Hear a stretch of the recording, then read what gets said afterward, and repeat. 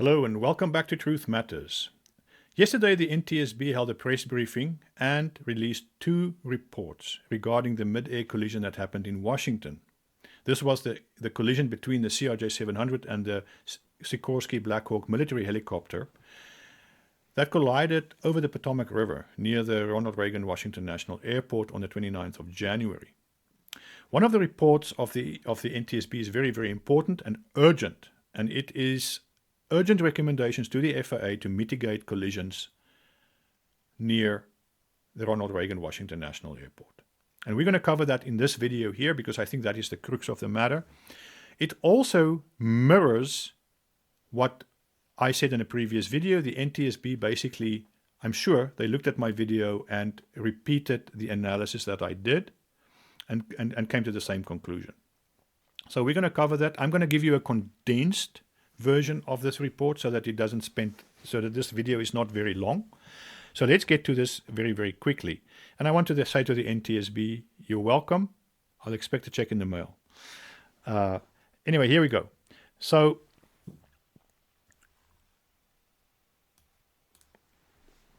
the report is dated March 7th, 2025. This is when it was printed and finished. And it's titled Deconflict Airplane and Helicopter Traffic in the Vicinity of Ronald Reagan Washington National Airport. So it begins, I'm just going to read one sentence here in the introduction. The NTSB is providing the following information to urge the FAA to take immediate action on the safety recommendations in this report concerning the potential for mid-air collisions between traffic on Helicopter Route 4 and airplanes landing on runway 33 or departing runway 15 at Ronald Reagan Washington National Airport, or DCA.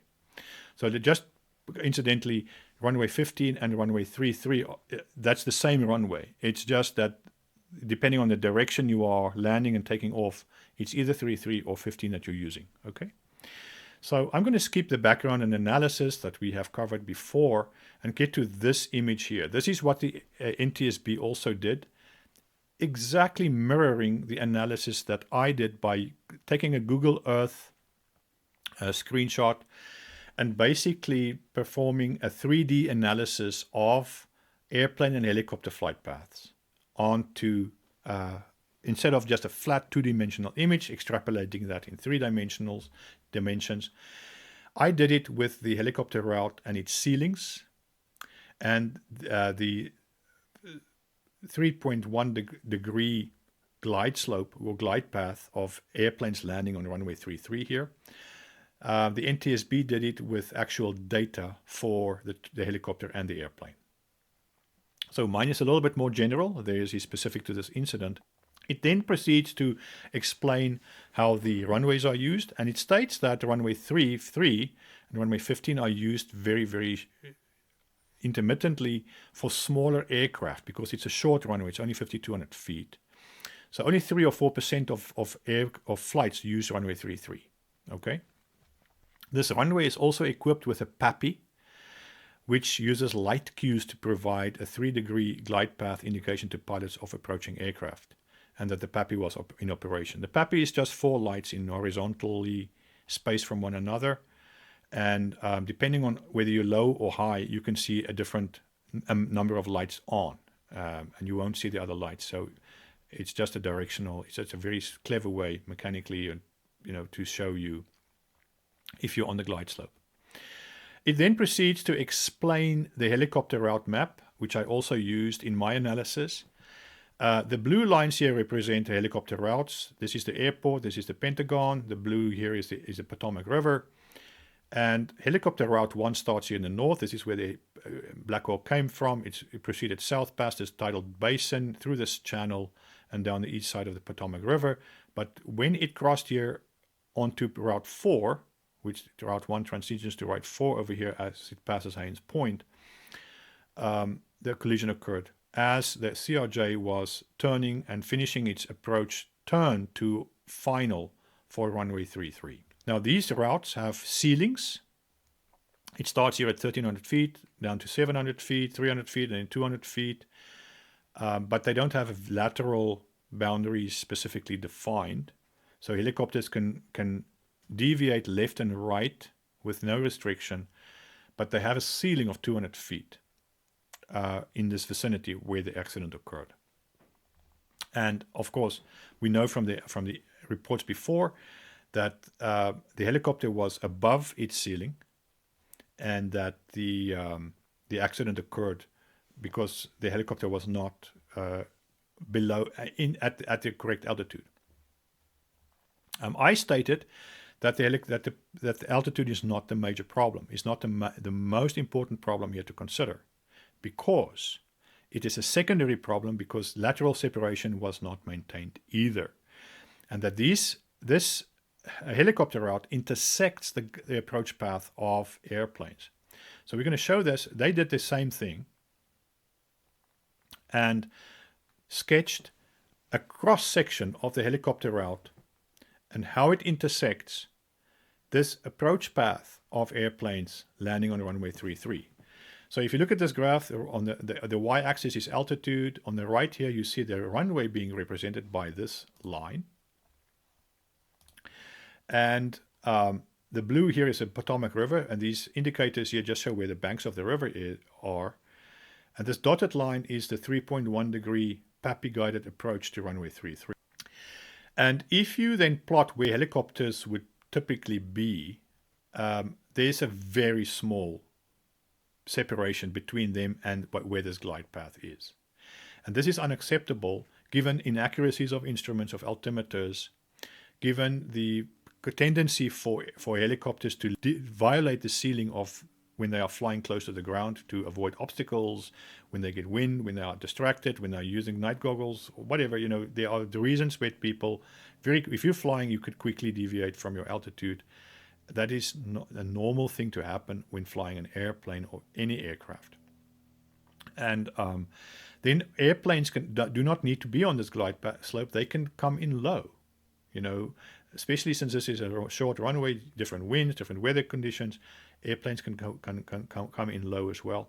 Another factor is that an aircraft is not a dot on a map. It's a physical structure with physical features and length and width. It's a big thing. And so it's not a dot on the map. There's landing gear hanging below it. When it turns, there's a wing that goes below where its belly is, where the altitude is being measured. Also, the helicopter has dimensions, and the altimeter reading is from the belly of the aircraft where the sensor is. But there's not enough room here, and these aircraft can clearly not be in the same space at the same time. So there is a problem, and that is what I showed in my video. And the NTSB came to exactly the same conclusion.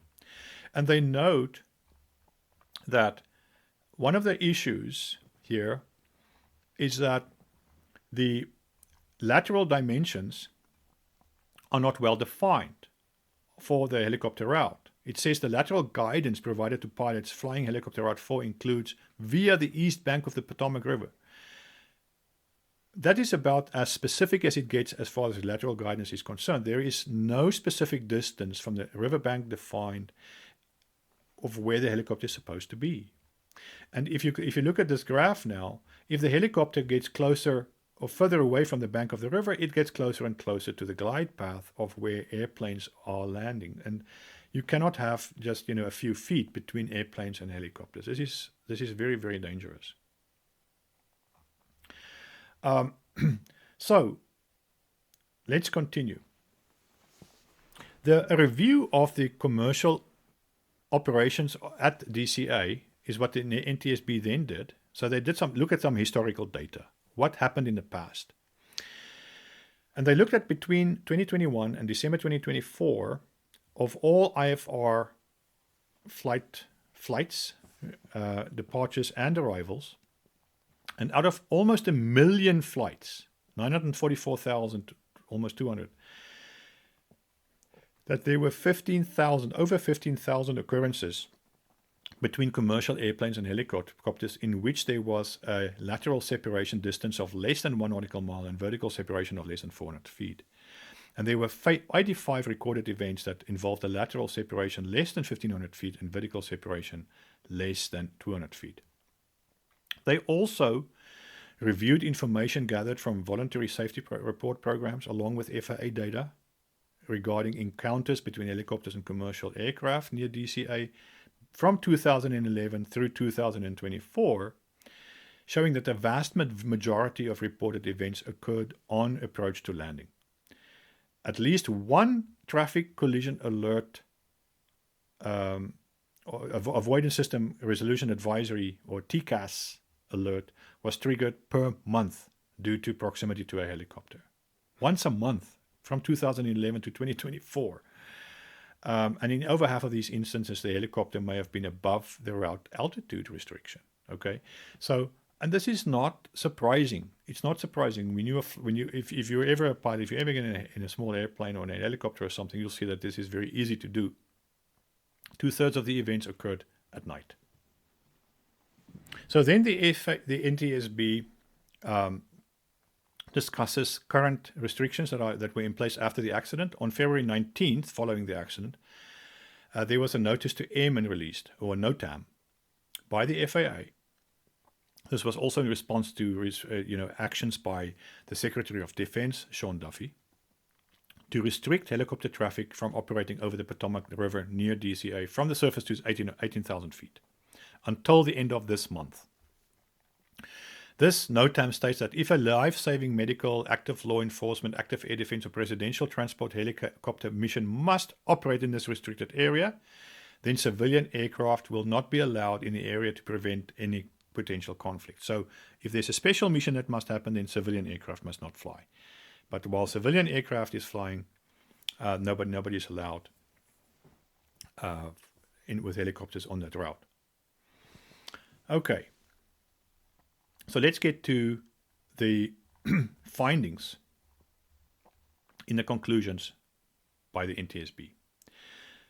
The findings are as follows. First, the existing separation distances between helicopter traffic operating on Route 4 and aircraft landing on runway 33 are insufficient and pose an intolerable risk to aviation safety by increasing the chances of mid-air collision.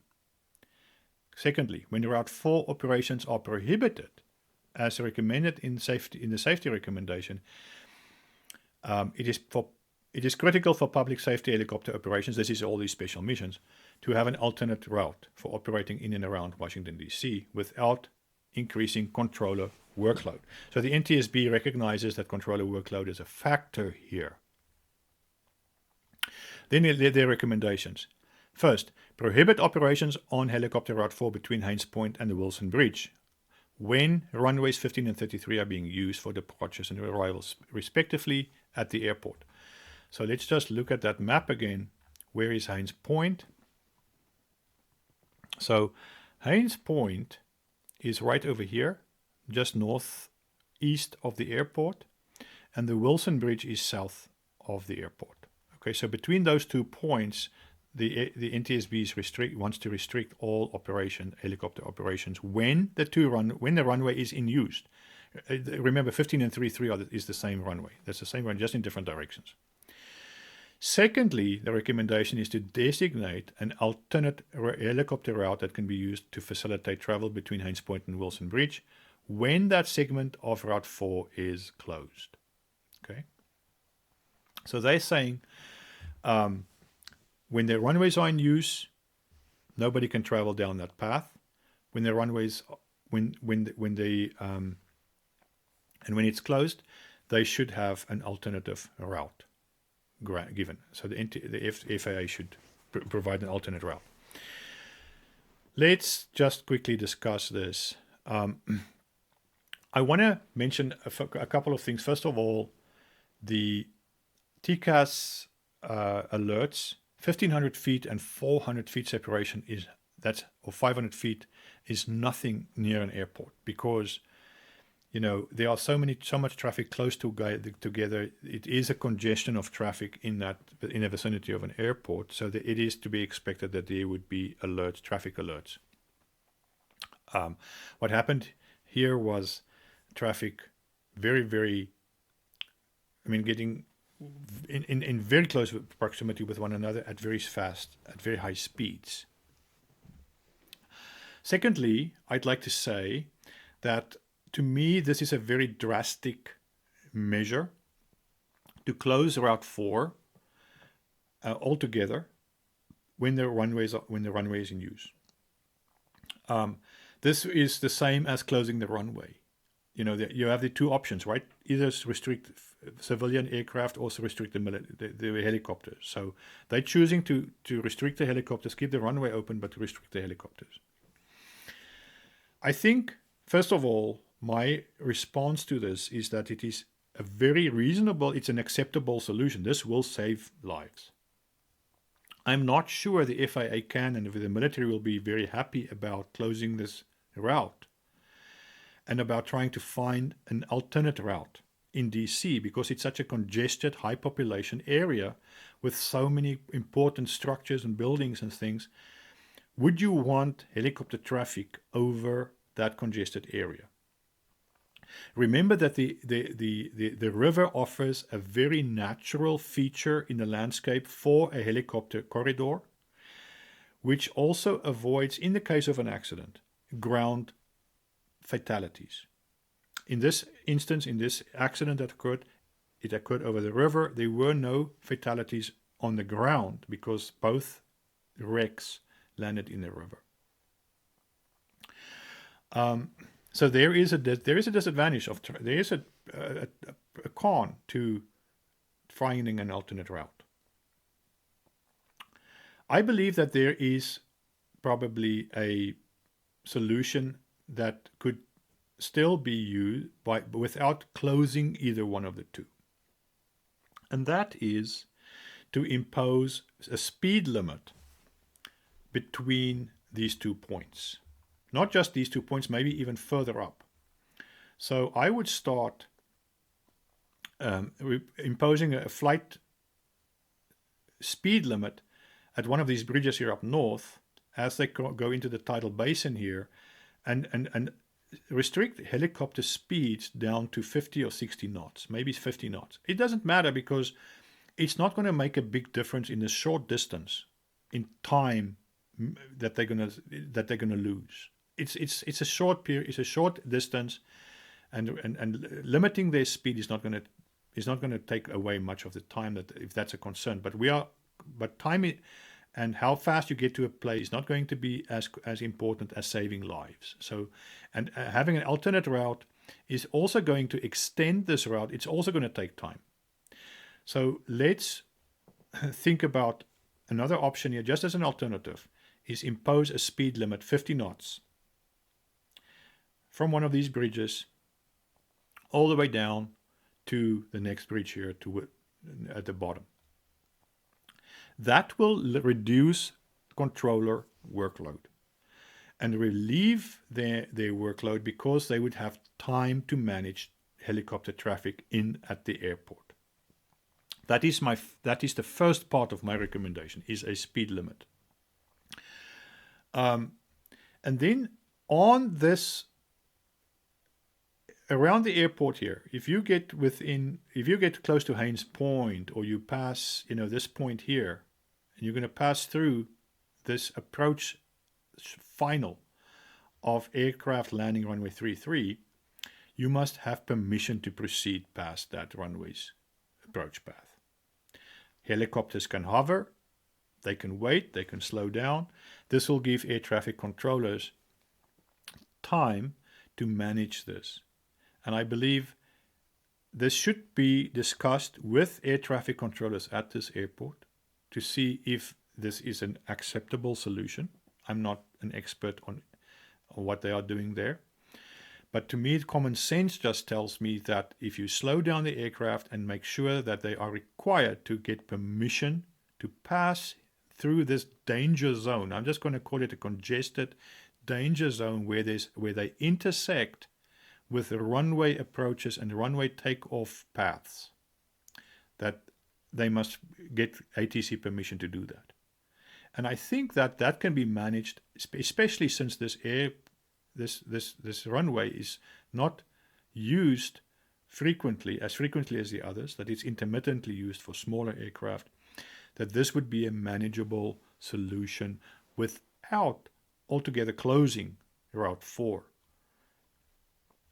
And this could be treated, very similar to how you are allowed to taxi across active runways with the permission of ground control and, listening to instructions. Hold short, runway 74. Okay, you're free to taxi and cross over runway so and so onto this taxiway.